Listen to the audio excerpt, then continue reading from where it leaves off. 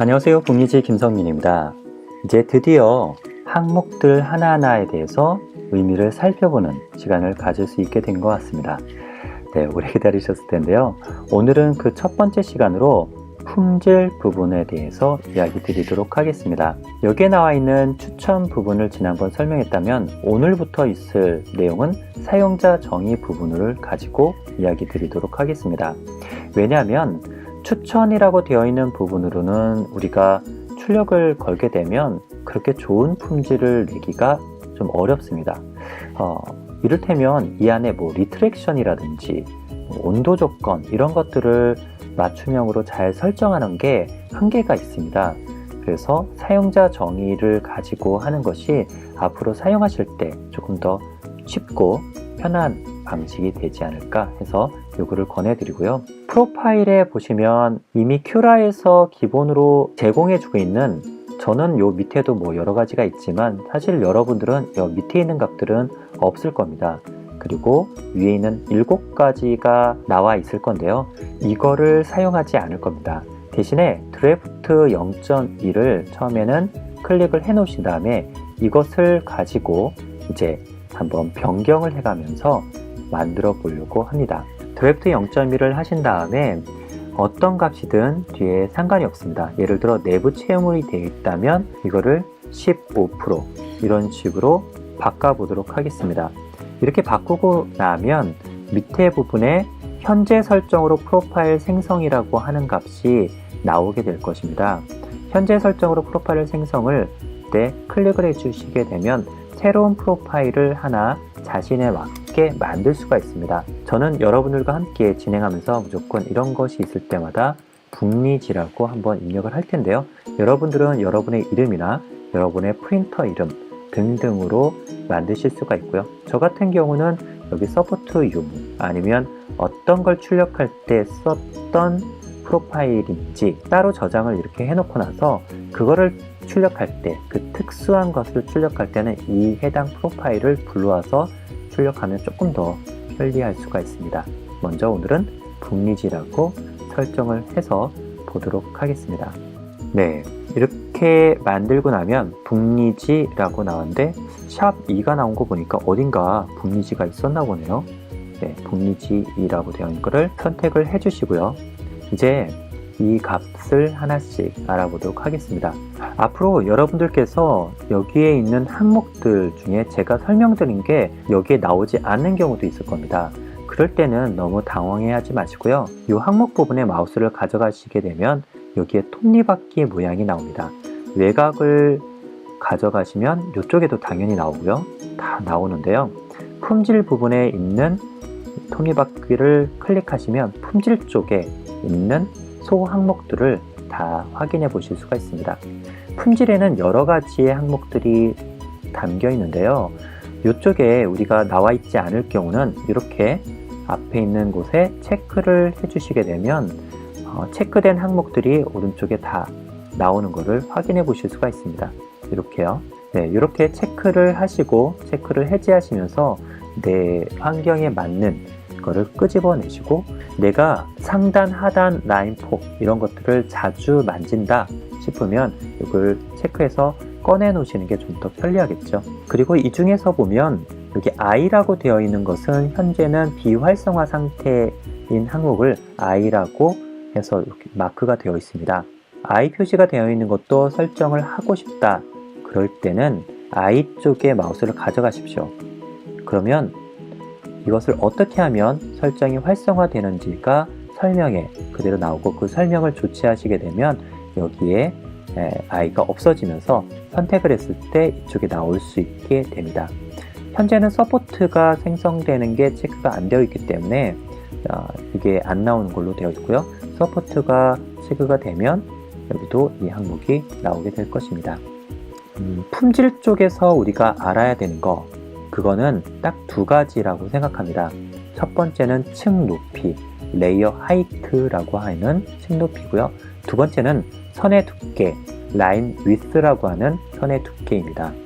층 높이 부분은 그전에도 여러 차례 설명을 드렸던 적이 있는데요.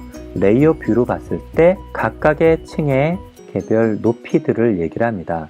여기 가까이 보시면요. 여기서부터 요거와 요거 사이의 거리를 0.2라고 보시면 되죠. 0.1로 줄이게 되면 이것은 더 얇게 잘라서, 즉 슬라이싱을 한다고 하죠. 자른다는, 수평으로 이렇게 잘라서 촘촘하게 쌌기 때문에 더 섬세한 표면을 얻을 수가 있을 것입니다.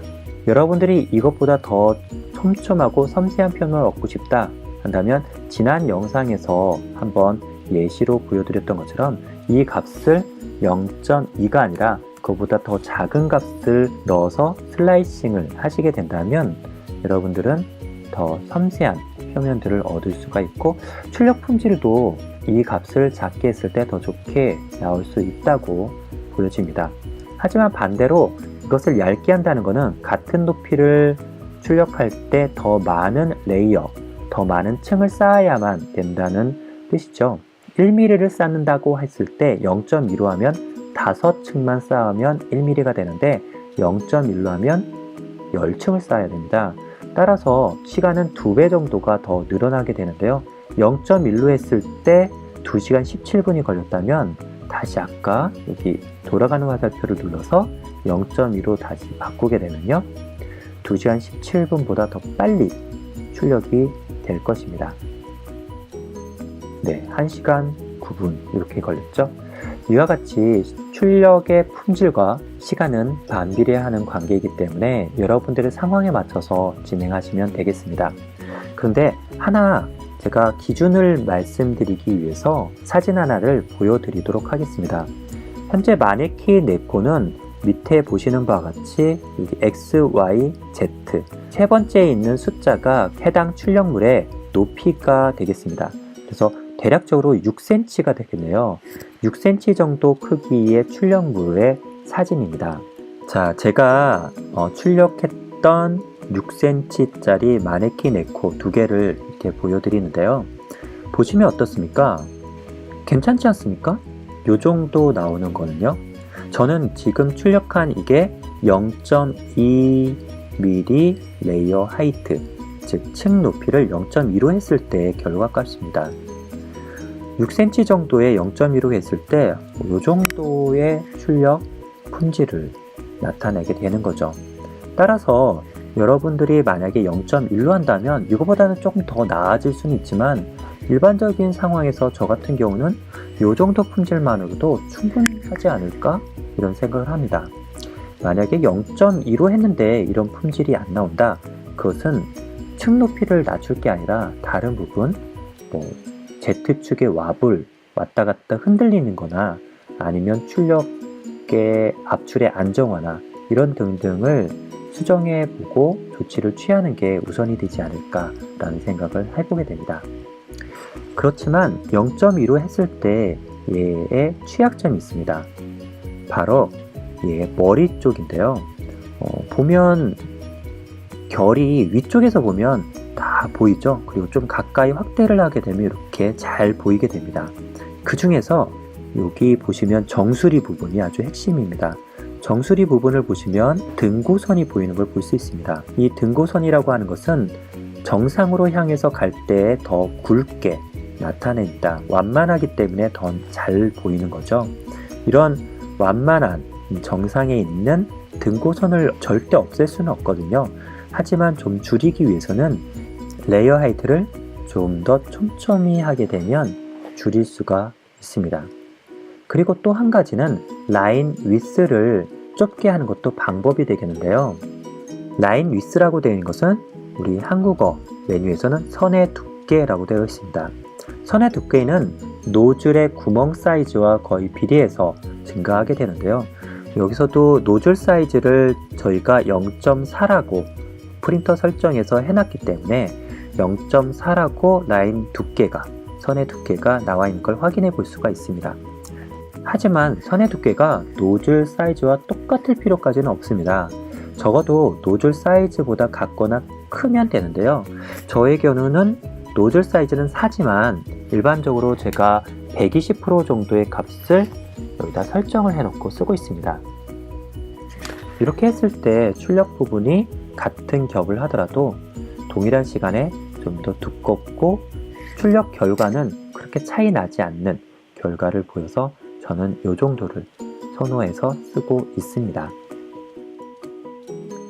만일 등고선을 줄이고자 하신다면 노즐 사이즈를 0.4가 아니라 그거보다 더 작은 노즐을 사용하시면 되는데요. 그에 따라서 출력 시간도 아주 많이 길어지게 되겠죠. 그래서 노즐을 바꾸시기 전에 층 높이를 낮춰서 하는 것도 방법이고요. 그런데 층 높이를 낮추시게 되면 이런 부분에 등고선이 좀 더 촘촘하게 나올 수 있는 가능성이 높지만 그러면 전체적인 시간이 늘어나게 됩니다. 이런 문제를 해결해 주기 위해서 슬라이서 SLIC3R이라고 하는 슬라이서에서는 등고선이 있는, 즉 이런 부분이죠. 이쪽에 등고선이 생길 수 있는 부분은 좀 더 층 높이를 낮추고, 이렇게 옆에 부분은 등고선이 별로 안 보이잖아요. 등고선이 별로 보이지 않는 부분은 층 높이를 넓혀서 시간을 줄이고 하는 식의 그런 기능이 내장되어 있습니다.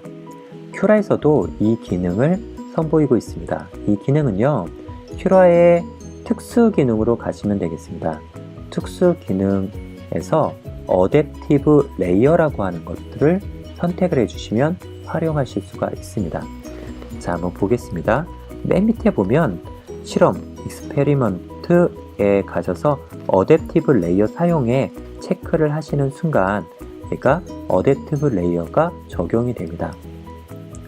어댑티브 레이어가 적용이 된 결과를 그대로 라인 유형으로 보실 때는 큰 차이를 볼 수 없을지도 모릅니다. 제대로 볼 수 있는 방법은요, 레이어 두께로 볼 수가 있습니다. 이렇게 레이어 두께를 하시게 되면 정밀도가 필요하지 않은 부분은 이렇게 노란색으로 나오고, 그리고 0.3이죠. 그리고 아주 섬세하게 출력이 되는 부분은 0.1로 이렇게 나오게 됩니다. 전체 시간을 줄이는데 굉장히 기여할 수 있는 좋은 기능이다 라고 생각을 했었습니다. 그런데요, 이거를 써서 제가 출력한 결과를 보여드리겠습니다. 제가 지인들에게 선물로 준비해서 만들었던 박쥐 모양의 스마트폰 거치대 액세서리인데요. 이 스마트폰 거치대에서 이 박쥐는 위쪽에 올라가는 부분에 등고선이 있기 때문에 저는 그 부분을 어댑티브 레이어로 처리를 했었습니다. 조금 더 가까이 보시면 어댑티브 레이어 때문에 중간 부분은 층간 높이가 굉장히 얇게 이렇게 나왔죠. 얇게 나오고 반면에 이쪽은 0.3 정도로 굉장히 두껍게 나왔습니다. 그러다 보니까 올라갈 때 자연스럽게 이게 이어진 것이 아니라 어떤 데는 굵었다, 어떤 데는 얇았다. 물론 이 굵고 얇은 이 차이는 이쪽에 얼굴 쪽의 부분 때문에 이렇게 차이가 나게 되었는데요. 이런 부분 때문에 원하는 결과인 매끄러운 표면을 얻는 게 아니라 들쭉날쭉한 표면, 색깔도 차이가 나잖아요. 표면 거칠기에 따라서. 또 이때 온도 변화들 때문에 차이가 나는 것으로 인해 제가 원하는 결과를 얻지는 못했던 것 같습니다. 하지만 자동으로 레이어 하이트를 조절하는 이 기능을 알아두신다면 때로 출력 모델링에 따라서는 사용하실 만한 유용한 부분이 있지 않을까 해서 오늘 소개를 드렸습니다. 네, 오늘 한글 메뉴로 알아보는 큐라 강좌, 드디어 이 항목 설정의 첫 번째 시간으로 품질을 알아봤는데요. 품질의 층 높이와 선의 두께, 그리고 어댑티브 레이어라고 하는 것을 알아보았습니다. 다음 시간에는 외곽에 대해서 이어가 보도록 하겠습니다. 즐거운 프린팅 생활 되시길 바라겠습니다. 감사합니다.